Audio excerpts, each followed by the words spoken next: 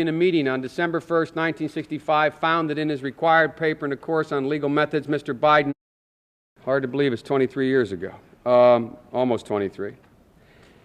It says subject, Biden, Joseph R., memorandum, it has written up here. Facetious, you should. It says the faculty, it says Syracuse University College of Law, December 1, 1965. Hard to believe it's 23 years ago. Almost 23.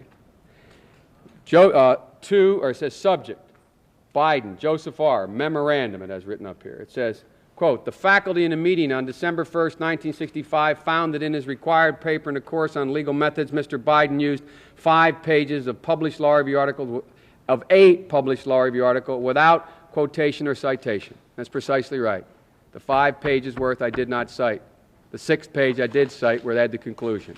And then he says that the faculty recommended to the dean that his grade in the course be recorded as F, and that this minute be added to his file, and that if he continues in the law school next year, he'll take the course again, or be precise, make this a required course of, if he continues in law school next year, he must take the required course in legal methods. In conference with Mr. Biden the same day, the dean explained the action of the faculty and the fact that Mr. Biden would have to consider the probable outcome of his application to a character committee to certify for his fitness to practice law.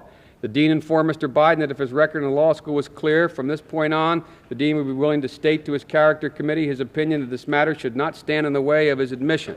Then upon graduation, the dean who succeeded the deceased dean, that was Dean Karras, Dean Miller, wrote to the Bar Committee in Delaware, Dear Mr. Canby, Joseph R. Biden, Jr. was awarded a J.D. degree from this College of Law on June 2nd, 1968. He was in regular attendance, not always, while pursuing his studies of law at Syracuse University. Canby, Joseph R. Biden, Jr. was awarded a J.D. degree from this College of Law on June 2nd, 1968. He was in regular attendance, not always, while pursuing his studies of law at Syracuse University. Mr. Biden is a gentleman of high moral character. His record reflects nothing whatsoever of a derogatory nature, and there is nothing to indicate the slightest question about his integrity, industry, or ability. August 1st, 1968, 20 years ago. So, ladies and gentlemen, I made a mistake. Little did I know I'd be standing before the whole world acknowledging the fact that I didn't know how to write a legal memorandum, and it costing me as much as it's costing me. But I've learned one thing since I've decided to run for president, and I assume one thing.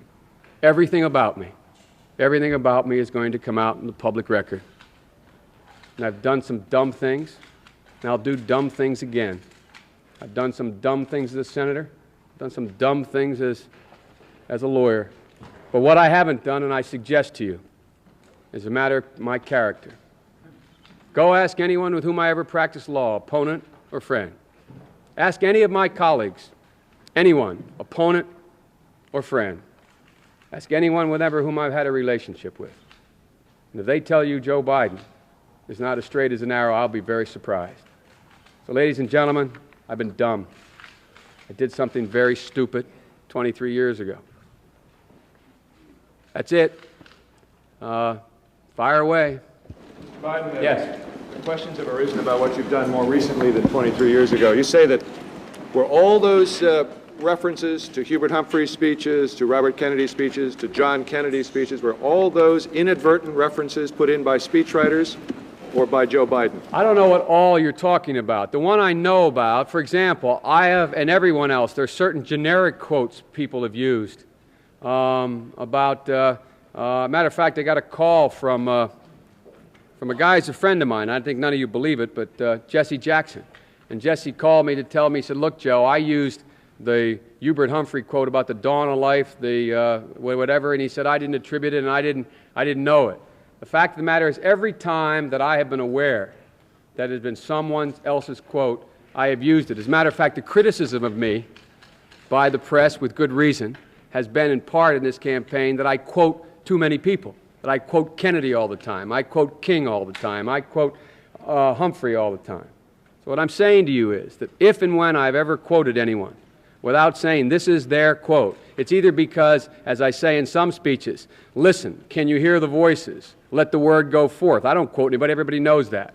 When I haven't attributed it, it's either because, in fact, it's been clearly known by everyone what it is, or I honestly did not know I was quoting somebody else. And I want to say one other thing. It's ironic to me, and I guess it's, you know, it's all comes with the territory. But I don't know anybody else other than Reverend Jackson who's had as much original material as I have had in my speeches.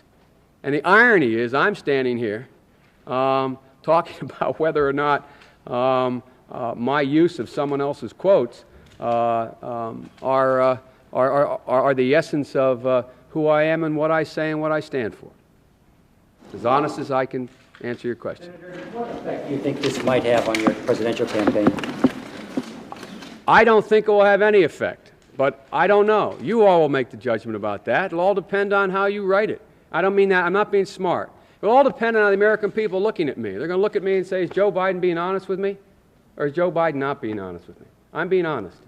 And if they conclude that my mistakes and my attitude, in addition about these other two matters, the quotes and the rest, is not right, then, well, they have a right to say not me. But Senator, we did find out that the Kinnock material. yes.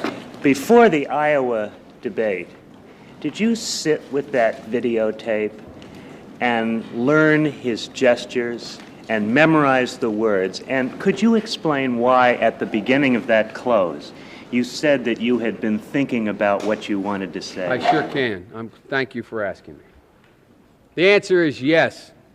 I looked at that tape. I was moved by that tape. We sat down, I turned it on, I said, my Lord, look at this guy. Look at what he is expressing here. And I looked at it once and I didn't have to look at it again. And what I would do out on the stump, I'd say, I saw a tape from Neil Kinnock where he stands there and he's angry. And he looks out at his people and he says, why am I the first Kinnock ever to go to a university? It doesn't take much if you feel